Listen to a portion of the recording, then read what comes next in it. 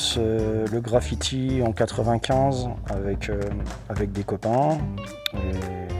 C'est une aventure qui a continué jusqu'à aujourd'hui avec différentes parties dans mon travail. Ça a commencé par faire un travail sur de la voie ferrée, puis ensuite passer sur les wagons.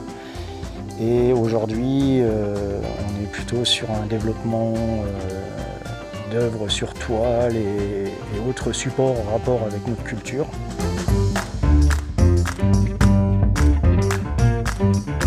Ce que j'aime aujourd'hui proposer dans mon travail sur toile, en fait, c'est le pourquoi j'ai fait du graffiti. J'ai fait du graffiti, au départ, je mettais un nom sur des murs, un pseudo, mais derrière ce pseudo, il se cachait pas mal de choses que j'avais envie de dénoncer, des choses que j'avais envie de dire, qui passaient par cet art-là. Et lorsque il y a eu cette opportunité d'intégrer l'univers des galeries et de l'art, je me suis dit, ok, jusqu'à maintenant, tu as travaillé sur des lettres, avec des raisons bien spécifiques au pourquoi du comment tu as fait du graffiti. Donc maintenant, comment tu vas pouvoir exploiter ces idées d'une façon un petit peu plus explicite pour les gens qui vont regarder ton travail. Et c'est là que j'ai mis en avant en fait, des personnages un petit peu iconiques que je détourne pour faire passer mes idées, tout simplement.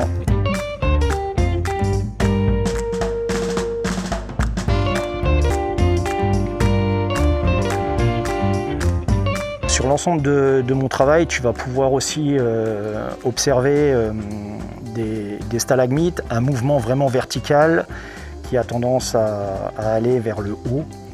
Tout simplement parce que dans le graffiti, la coulure elle est beaucoup utilisée, elle a toujours tendance à aller vers le bas, à faire des masses de matière qui sont au sol.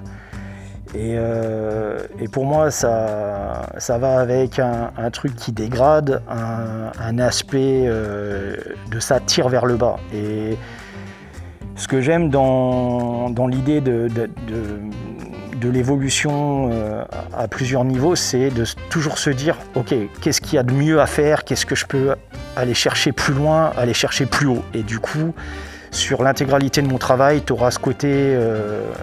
je tire vers le haut, ça met aussi un aspect, un certain mouvement dans mes toiles, ça les déstructure, ça apporte un graphisme un petit peu différent.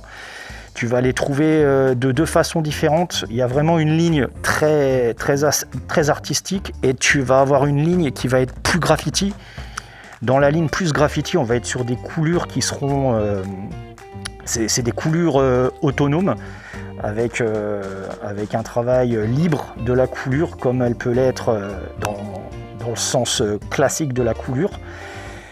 Et sur le travail sur toile, c'est de la coulure qui est un petit peu plus cadrée, on va dire. Elle est cerclée, elle est aussi faite avec des outils pour que la coulure elle soit à l'endroit que j'ai choisi pour que vraiment ça ait du sens par rapport à l'ensemble de la composition de l'œuvre.